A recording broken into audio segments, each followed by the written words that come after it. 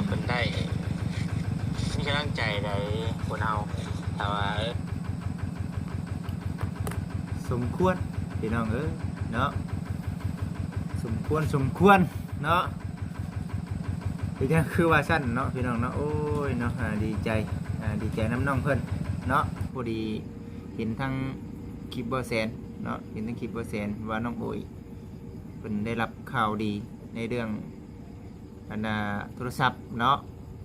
ก็โอ้ยเห็นแล้วก็คิดในใจอยู่ว่าสมควรได้ดีว่าฉันน้องเพิ่นสมควรได้เนาะโอ้ก็ขอขอบคุณเนาะทางผู้รักผู้ใหญ่ทางบ่แสนได้หลายเด้อเนาะ ดีใจน้ำน้องเพิ่นเนาะดีใจแห้งดีแล้วก็ขออนุญาตเนาะนำบ่แสนนำที่ว่าได้เบิ่งคลิปแล้วก็เอาคลิปของทางบ่แสนมาว่าทัศนะเนาะนิสัยหรือว่ารู้สึกว่าดีขึ้นเนาะพี่น้องเนาะดีขึ้นหลายเนาะฮู้จักเว้าฮู้จักเฮ็ดเวียกเฮ็ดงานเนาะฮู้จักว่าอ้ายมานี่อ้ายต้องได้ถ่ายคลิปให้กับผู้รักผู้ใหญ่เพิ่นเบิ่งแหละน้องเพิ่นก็เฮ็ดเต็มที่คือกันพี่น้องเนาะคือเฮาเช้าเมื่อยน้องเพิ่นก็เช้าเมื่อยนะคือฮู้ว่าทั้งอ้ายเนาะอยากให้ตัวนี้แล้วนี่น้องเพิ่นก็เด้งให้เนาะก็ถือว่าชมเชยทั้งน้องเพิ่นอยู่ให้ FC พิจารณาเบิ่งเองเด้อพี่น้องเด้อบ่จิตสิบ่ชุกยู่เนาะFC ให้คิดว่าเอ้าต้องซื้อให้แล้วก็ต้องให้ผู้ใหญ่เพิ่นคิดไปนำบ่จิตให้ผู้ใหญ่เพิ่นตัดสินใจเองเนาะบ่จิตจึงตามหลังผู้หลักผู้ใหญ่เพิ่นแล้วก็ตามหลังทั้ง FC เนาะสิบ่ไปก่อน FC แล้วก็ผู้ใหญ่มีแต่ว่าให้พ่อแม่พี่น้องให้ผู้หลักผู้ใหญ่เพิ่นพิจารณาเองพี่น้องเนาะส่วนทางบ่จิตสิขอเนาะไปตามหลัง FC เนาะ ลองเก็บไปคิดเบิ่งคือในเรื่องปัจจุบันนี้ FC เนาะผู้รักผู้ใหญ่เพิ่นกำลังเบิ่งอยู่แล้วก็กำลังพิจารณาเบิ่งอยู่เนาะก็มีหลายๆคนคิดเช่นเดียวกันว่าทั้งน้องๆนี่ฮู้จักความเนาะขยันขึ้นเนาะบ่เกียจคร้านเนาะเป็นคนดี FC เพิ่นคอมเมนต์แบบนี้เข้ามาหลายเพราะฉะนั้นถ้าหากว่าได้พังคลิปนี้แล้วอย่าให้ FC เพิ่นผิดหวังเนาะอย่าให้ผู้รักผู้ใหญ่เพิ่นผิดหวัง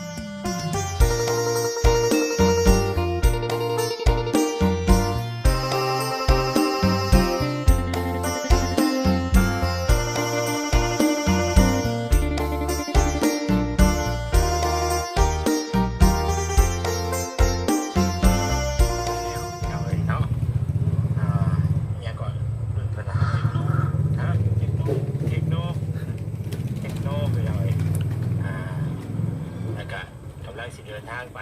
ส่งมอบให้เพื่อนไปว้าโต้เนาะเพื่อนพูดจ้าเลยคงชีแบบยิ้มเบ้ออีเลยพี่น้องเนาะน้องโอยนะโอยก็แล้วก็เป็นคนยิ้มเก่งอยู่แล้วเนาะน้องโอยนะFC หลายท่านเพื่อนกะก็เป็นกับมาอยู่พี่น้องเนาะเห็นเป็นสงสารน้องเพื่อนกะเห็นดูน้องเพื่อนกะขอบคุณในไลน์พี่น้องเนาะที่คอมเมนต์กันเข้ามาหลายอย่างหลายแนวอยู่เนาะเรื่องมองอยู่มองเศร้าเพื่อนนั่นแหละกะปลายทางไงFC กะว่าเปิดสมทบซื้อดินให้น้องคนแน่ว่าสัญญาพี่น้องเนาะกะได้ปีนึง2,50,000 กีบเนาะประมาณนี้พี่น้องเนาะ2,50,000 กีบก็ตัวสีนี่กับบริษัทธรรมดาแต่ว่าบริษัทเฉพาะเอาใส่กล่องเพื่อนเนาะไปเนาะให้เราลุ้นก่อนเลยคุณซีก็ถือว่าโอ้เก็บหลายๆครับอัน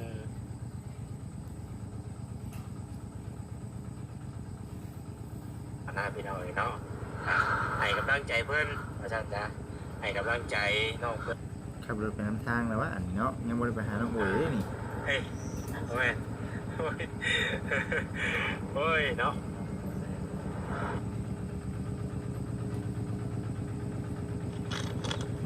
ถ้ามันไปซื้อว่าแซนได้อยู่นี่พี่เอาไว้เนาะว่าจังนักเนาะนะ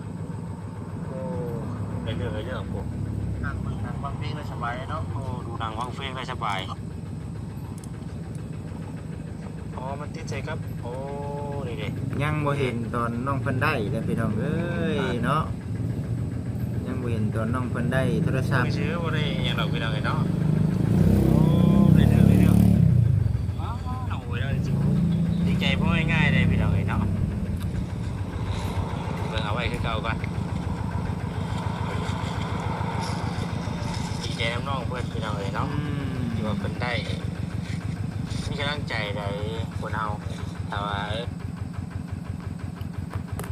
สมควรพี่น้องเอ้ยเนาะสมควรเนาะเป็นจังคือว่าสั้นเนาะพี่น้องเนาะโอ้ยเนาะดีใจน้ำน้องเพิ่นเนาะเอาคนอื่นกะทักทายสบายดี FC ทุกท่านพ่อกับบ่จิตเนาะคือเก่าเช่นเดิมอยู่ที่เพื่อนมันนี่ก็มาแต่เวียกพี่น้องเนาะก็มาแต่เวียกกันแหละมาแต่ไปขอลูกขอเมียเนาะพาผู้รักผู้ใหญ่เพิ่นขอลูกขอเมียให้กับทางน้องไสดาและมื้ออื่นเด้อพี่น้องเด้อเนาะมื้ออื่นน่ะทางบ่จิตน่ะสิไปรับเอาสร้างเนาะไปรับเอาสร้างไปแก้อุปกรณ์เนาะเครื่องมือสร้างเพิ่นนั่นแหละสิไปเอามาเนาะเอามาแล้วก็สิแก้ไปเพื่อนน้องแตงเกสร้างไปพร้อมเนาะแล้วก็สิให้น้องน้องเพิ่นขี่รถจักรไปนำเนาะขี่รถแห่ไปนำมากินน้ำพร้อมสาเหตุที่เฮ็ดแบบนี้เนี่ยคือบ่อยากให้เพิ่นเอารถไถไปเดี๋ยวมันสิถ่าอุปกรณ์เพราะว่ารถไถมันสิอยากซ่าๆแน่พี่น้องเอ้ยเนาะเพราะฉะนั้นแนวใดก็เฮารับเฮ็ดงานตัวที่ทั้งผู้รับผู้ใหญ่เพิ่นมอบหมายงานให้น่ะเดี๋ยวเฮาเฮ็ดเต็มที่ก่อนพี่น้องเนาะคือเฮาเผาเฮ็ดเนาะมันแล้วสมกับทั้งผู้รับผู้ใหญ่เพิ่นอยากเบิ่งเนาะสมกับผู้รับผู้ใหญ่เพิ่นอยากซอยสมกับทาง FC เพิ่นรอคอยเนาะอันนี้ก็ทางบัญชีก็สิเร่งให้เนาะเร่งให้กับทางสร้างคือกันเนาะสร้างเพิ่นก็เร่งให้เนาะเร่งให้คือกันเพิ่นก็จังว่าหาผู้หาคนไปนำก็รอเบิ่งเด้อพี่น้องเด้อเนาะรอเบิ่งว่าห้องน้ำมันสิแล้วอยู่ในประมาณจักมื้อเนาะมื้ออื่นนี่ไปแน่นอนพี่น้องเอ้ยมื้อนี่มาฮอดเฮือนกินข้าวกินน้ำเรียบร้อยเนาะกินข้าวกินน้ำเรียบร้อยก็พอดีเห็นทั้งคลิปบ่แสนเนาะเห็นทั้งคลิปบ่แสนว่าน้องโอยเพิ่นได้รับข่าวดีในเรื่องโทรศัพท์เนาะก็โอ้ยเห็นแล้วก็คิดในใจอยู่ว่าสมควรได้ดีว่าฉันน้องเพิ่นสมควรได้เนาะโอ้ยก็ขอขอบคุณเนาะทางผู้รักผู้ใหญ่ทางบ่แสนได้หลายเด้อเนาะ ดีใจน้ำน้องเพิ่นเนาะดีใจแห้งดีได้ก็ขออนุญาตเนาะนำบ่แสนนำที่ว่าได้เบิ่งคลิปแล้วก็เอาคลิปของทางบ่แสนมาว่าแล้วก็สีมาประมวลผลคือเก่าเนาะคือว่าชั้นพี่น้องเอ้ยเว้าเรื่องน้องโอยก่อนเนาะพี่น้องเนาะเว้าเรื่องน้องโอยก่อนอันนี้คือจากที่เห็นเนาะที่ผ่านมาครอบครัวนี่กับ FC กับพ่อฮู้กันดีเนาะแต่ว่าปัจจุบันนี้เฮามาเบิ่งตัวจริงเนี่ยน้องโอยรู้สึกว่าเป็นคนดูมันขยันเนาะและก็มีทัศนะเนาะนิสัยที่ว่ารู้สึกว่าดีขึ้นเนาะพี่น้องเนาะดีขึ้นหลายเนาะฮู้จักเว้าแอนฮู้จักเฮ็ดเวียกเฮ็ดงานเนาะฮู้จักว่าอ้ายมานี่อ้ายต้องได้ถ่ายคลิปให้กับผู้รักผู้ใหญ่เพิ่นเบิ่งแหละน้องเพิ่นก็เฮ็ดเต็มที่คือกันพี่น้องเนาะคือเฮาเช้าเมื่อยน้องเพิ่นก็เช้าเมื่อยนะคือฮู้ว่าทั้งอ้ายเนาะอยากให้ตัวนี้แล้วนี่น้องเพิ่นก็เด้งให้เนาะก็ถือว่าชมเชยทั้งน้องเพิ่นอยู่ก็เห็นอยู่เนาะหลายมื้อที่ผ่านมาก็เคยดินอยู่โทรศัพท์เพิ่นซั่นแต่ว่ามันบ่มีแล้วปัจจุบันนี้เป็นผู้บ่าวเนาะที่ว่าขาดจากโลกโซเชียลเนาะขาดจากโลกโซเชียลมันสำคัญนะพี่น้องเนาะสำคัญที่สุดในเรื่องโทรศัพท์เนาะเพราะว่าปัจจุบันนี้เฮาสิไปใส่ก็เฮาต้องได้โทรเนาะเฮาต้องได้โทรเฮาต้องได้ น่าถามไทยฮอดใส่แล้วฮอดใส่แล้วเนาะถึงสิบ่ได้น่าอิหยังหลายก็ได้ไปน่ะน้องนุ่มเนาะคือสิแม่นน้องนุ่มนี่แหละเอิ้นใส่ ตุกคำเหรอ แม่นบ่อ๋อตัวคำบ่เคยเห็นบ่ฮู้ว่าเพิ่นมาเนาะนั่งเว้านำพี่น้องนี่แล้วเนาะขาดจากโลกภายนอกขาดจากโลกอินเทอร์เน็ตนี่ถือว่ามันก็บ่เป็นหยังหลายพี่น้องแต่ว่าอันน่ะเฮานี่เนาะมันบ่ทันหมู่เนาะแต่ว่าคือว่าซั่นก็ย้อนว่าเฮาบ่มีนี่แหละพี่น้องน้องเพิ่นก็บ่ได้แบบว่าอันน่ะต้องบ่มีต้องมีต้องให้มีนั่นน้องเพิ่นก็สู้สมบ่มีนะพี่น้องเอ้ยแต่บัดนี้พอมาเห็นอันน่ะผู้รักผู้ใหญ่เพิ่นคิดเห็นเนาะผู้รักผู้ใหญ่เพิ่นคิดเห็นก็โอ้เนาะถือว่าโชคดีโชคดีของทางน้องเพิ่นโชคดีของทางน้องเพิ่นหลายพี่น้องเอ้ยเนาะบัดที่นี่ก็ในเรื่องของทีทางเนาะทีทางกับ FC เพิ่นก็คอมเมนต์กันเข้ามาหลายอยู่พี่น้องเนาะมี2อันน่ะเสียงในเรื่องอันน่ะให้น้องโอยเนาะมาอยู่นำน้องแต่อุกกระต๊อบเนาะนำน้องแต่ตัวนี้บ่คิดก็เห็นหลาย FC เพิ่นคอมเมนต์กันเข้ามาแต่ว่าบ่คิดบ่กล้าออกความคิดเห็นปานใดพี่น้องเอ้ยแต่ว่าพอถึงจุดนี้เนาะพอเฮามาเบิ่งท่าทีของทางน้องเพิ่นก็ว่าซั่นก็เลยมาเว้าก่อนบัดนี้ก็ได้ในเรื่องของทางน้องๆเพิ่นเนาะในการยุกย้ายเนาะมาอยู่กับต๊อบที่ทางของทางน้องเตนี่ก็ถามว่าดีบ่ดีคือเฮาบ่สามารถเฮาบ่จำเป็นต้องได้ซื้อพี่น้องเนาะจำเป็นต้องได้ซื้อที่ทางใหม่แต่ว่า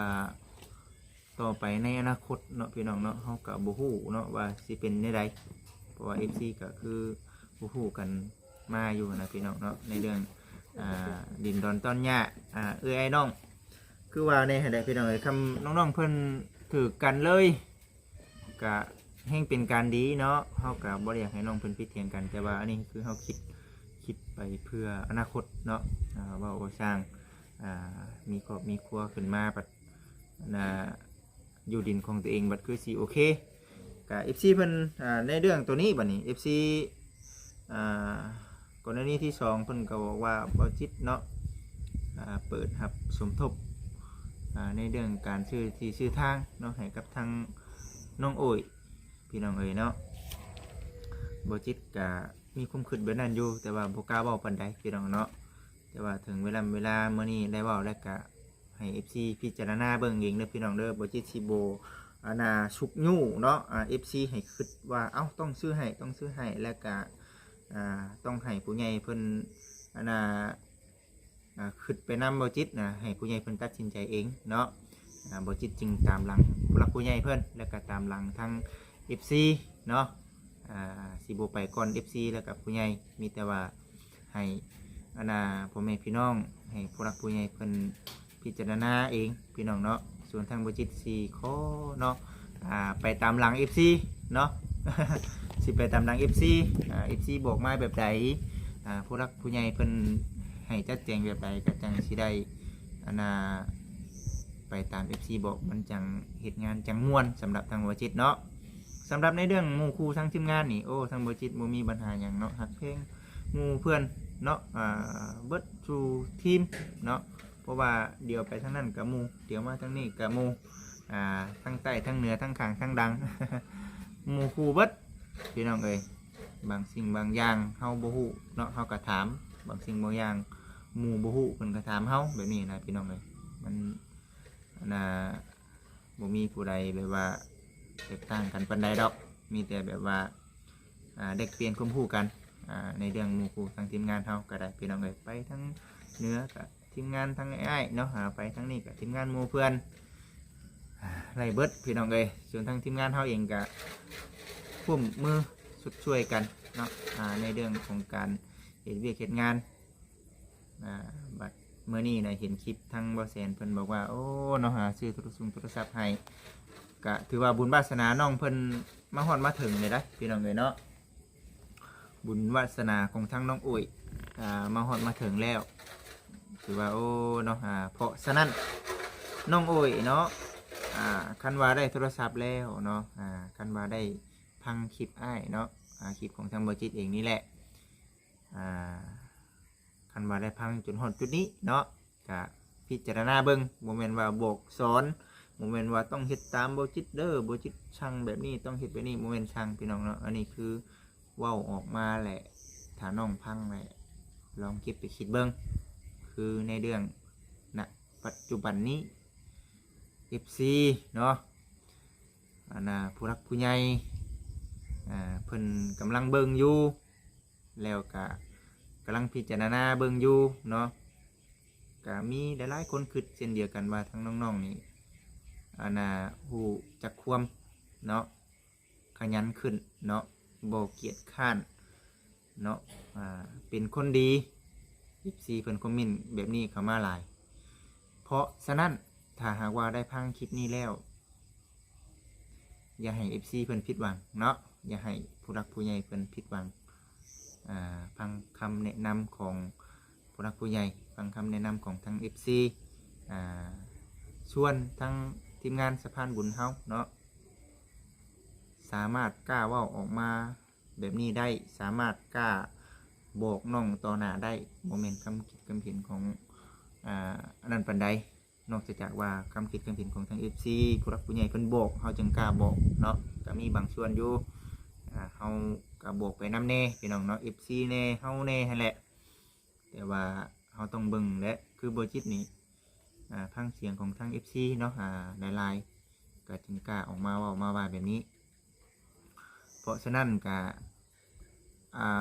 น้องต้องเฮ็ดให้ดีที่สุดนั่นแหละเฮ็ดให้ดีที่สุดเนาะเฮ็ดให้ดีที่สุดเพราะว่าขนาดคนเนาะผู้เพิ่นบ่เคยเห็นหน้าเห็นตาเพิ่นยังหักเพลงสุดช่วยเหลือเฮาเนาะเช่นเดียวกันกับทางทีมงานเนาะเช่นเดียวกันกับทางทีมงานก็หักเพลง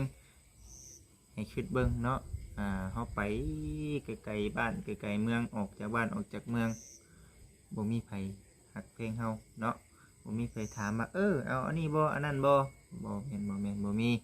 เพราะฉะนั้นเนาะต้อง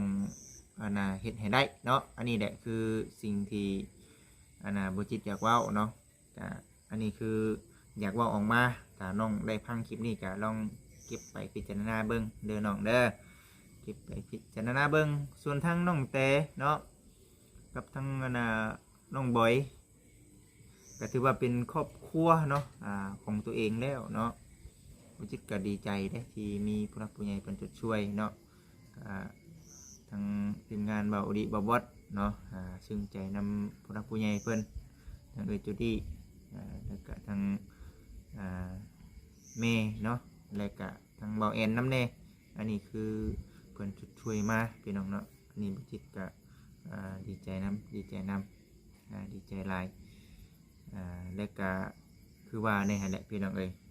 ในเรื่องการมาอยู่มาเช่านำกันนี่มันก็เป็นผลดีอยู่ไอ้น้องเขาเจ้าฮักเพลงกันเขาก็ดีใจเนาะแต่ว่าในอนาคตเนาะในอนาคตถ้าหากว่าเนาะน้องนุ่มเพิ่นเว้าประชังมีครอบมีครัวขึ้นมาอยู่ดินดอนต้นหญ้าของตัวเองเนี่ยมันดีถ้าหากว่าได้ลูกได้เมียมาอยู่ในกระต๊อบอยู่เดินทางนี่เฮาสาธุเนาะคันว่าบ่มีหยังก็ถือว่าเป็นการดีที่สุดเนาะยันว่ามันมีปากเสียงมาตามหลังกับภาวนาให้มันมีแหละพี่น้องเอ้ยอันนี้คือเขาบอกไว้ก่อนตัวนี้เนาะบอกไว้ก่อนจังไดก็ให้ฮักแพงกันนั่นแหละไอ้น้องเนาะฮักแพงกันให้ฮักแพงกันเนาะแต่ขณะผู้รักผู้ใหญ่เพิ่นอยู่บักเกิกบักไก่ได้เพิ่นยังฮักแพงเขาเพราะฉะนั้นเฮานี่เป็นไอ้น้องกันแท้ๆนี่เฮาต้องหักเพลงกันไว้เนาะคือข้าวเหนียวหนึ่งไม้เป็นว่านะเป็นน้องเลยเนาะกะสีประมาณนี้แหละพี่น้องเนาะกะดีใจน้ำเนาะดีใจน้ และก็ทั้งพ่อแม่เพิ่นนี่แหละเนาะที่มอบเวียกมอบงานให้บ่จิตนี่เป็นสะพานบุญให้นี่ก็ถือว่าโอ้ยเป็นบุญวาสนาของบ่จิตแห้งอยู่ดีเนาะคิดอยู่ได้อพี่น้องเนาะโอ้ยเนาะสิไปปักหลักปักฐานการงานอยู่ไสเนาะเดือนนี้หั้นนะพี่น้องเอ้ยแต่เดือนบ่จิตต้องคิดได้อพี่น้องเนาะเดือนนี้บ่จิตสิปักงานอยู่ไสเนาะหั้นนะพี่น้องเอ้ยเดือนหน้านี่บ่จิตก็คิดอีกนี่สิปักงานอยู่ไสเนาะเป็นหยังคือว่าซั่นถ้าหากว่าเฮามีงานปักหลักไว้น่ะหนึ่งคือข้อดีคือเฮามีงานเนาะพี่น้องมีงานแหละถ้าหากคือหมู่ผู้ที่ว่าเพิ่นบ่เป็นหนี้เป็นสินเนาะคือบ่จิตนี่มันก็เป็นอีกระดับหนึงคือทางบ่จิตนี่ต้องคิดตลอดนะพี่น้องเนาะต้องคิดตลอดถ้าบ่มีงานเนาะถ้าบ่มีบ่อน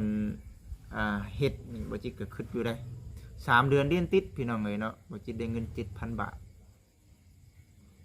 บ่ถึงงวดรถ งวดรถ 13,760 บาทต่อขอดเอาเงินทุนในการขายของพี่น้องเอ้ยมาใส่เนาะ3 เดือนเดือนติดจนสิเบิดเมือกเนาะบ่จิตก็ได้ของก็จนว่าวางพี่น้องเนาะบ่สิไปซื้อของต่อก็เฮาทุนเฮายังบ่หลายและเฮาใช้อยู่ในส่วนนี้แหละพี่น้องมีแต่ว่าฝากพี่น้อง FC เด้อพี่น้องเด้อเนาะฝากพ่อแม่พี่น้อง FC พิจารณาเนาะเบิ่งทางบ่จิตนำในเด้อพี่น้องเนาะในเรื่องโฆษณาก็ตามแต่จะเข้ากดข้ามเด้อพี่น้องเด้อเนาะแล้วก็ติดตามนำท่านใดที่ว่ายังบ่ได้ติดตามได้เบิ่งแล้วก็ฝากในเด้อพี่น้องเด้อเนาะฝากพิจารณาเนาะทางบ่จิตเองเนาะในเรื่องการทำหน้าที่เป็นสะพานบุญให้ผู้รักผู้ใหญ่เพิ่นเนาะพี่น้องเนาะอันนี้ก็ฝากเนื้อฝากตัวคือกันเฮ็ดมา 3-4 ปี 5 ปีนี่ก็คือเก่าเนาะก็ต้องอาศัยพ่อแม่พี่น้อง FC คือเก่าเช่นเดิมเนาะภาวนาให้ FC เบิ่งโฆษณาให้เพราะว่าเดือนต่อไปคันว่าเงินเดือนบ่ถึงเป้าอีกก็สิได้ขอดหลอดเดิมนำหันค่าหันขายนี่แหละพี่น้องเอ้ยบัดที่นี้เฮาก็สิพยายามหาเครื่องหาของอีกพี่น้องเนาะก็เลยเนาะหาเครื่องของปัจจุบันนี้ก็เลยบางๆบ่ติดได้พี่น้องเนาะ3 เดือนเรียนติดเนาะ3 เดือนเรียนติด 7,000 บาทเงิน อันนี้เพราะว่าช่วง3 เดือนที่ผ่านมาบ่จิตก็บ่ได้มีงานจังว่าสาธุเดือนนี้ถ้าแม่เพิ่นให้บ่จิตเป็นสะพานบุญให้เนาะก็จังว่ามีการมีงานแน่โฆษณาก็ขึ้นมาหน่อยนึงพี่น้องเนาะหาก็ได้10,000พี่น้องเอ้ยเนาะบอกความเป็นจริงหาก็ได้10,000เบิดเดือนแล้ว เบิดเดือนแล้วก็อีก 3-4 พันก็เฮาก็สิคอยสู้ๆไปเพราะว่าการงานเฮามันก็สิประมาณนี้แหละก็บ่ได้อยากว่าปานใดดอกพี่น้องเอ้ยแต่ว่าซึ้งใจได้ซึ้งใจก็เลยต้องได้เว้าในเรื่องว่าดีใจที่สุดที่ผู้รักผู้ใหญ่เพิ่นคิดเห็นบ่จิตเนาะให้บ่จิตเป็นสะพานบุญให้นี่แหละไว้เนื้อเสียใจให้กับบ่จิตเป็นสะพานบุญให้ก็ขอขอบคุณหลายๆเด้อเนาะอยู่ดีมีแห้งแม่เอ่ยเนาะสุขภาพเข้มแข็งปราศจากโรคภัยไข้เจ็บทุกประการเด้อแม่เด้อเนาะได้เบิ่งคลิปนี้ก็ได้จังไดก็ได้คิดสิ่งใดปรารถนาสิ่งใดขอให้ได้ดังใจปรารถนาร่ำรวยได้กะถ้าหากว่าพ่อแม่พี่น้อง FC ผู้รักผู้ใหญ่เนาะอยากให้กับทางบ่จิตเองเป็นสะพานบุญให้ทั้งใต้ทั้งเหนือทั้งใดก็ตามแต่พี่น้องเอ้ยเนาะกันอยากให้บ่จิตเป็นสะพานบุญให้อยากเฮ็ดบุญร่วมกันนะว่าได้ก็ได้เนาะก็สามารถให้บ่จิตเป็นสะพานบุญได้เนาะบ่จิตเองก็สิเต็มที่กับการกับงานผู้รักผู้ใหญ่เพิ่นมอบหมายงานให้เด้อเนาะสาธุดีใจน้ำน้องโอยเด้อน้องโอยเด้อนะเรื่องที่เรื่องทางก็อิงตามบุญวาสนาของทั้งน้องเพิ่นเองแล้วก็ FC ผู้รักผู้ใหญ่เพิ่นพิจารณาเนาะสำหรับคลิปนี้ขอลาพี่และน้องไปก่อนขอกล่าวคำว่าสบายดีพี่น้องเด้อ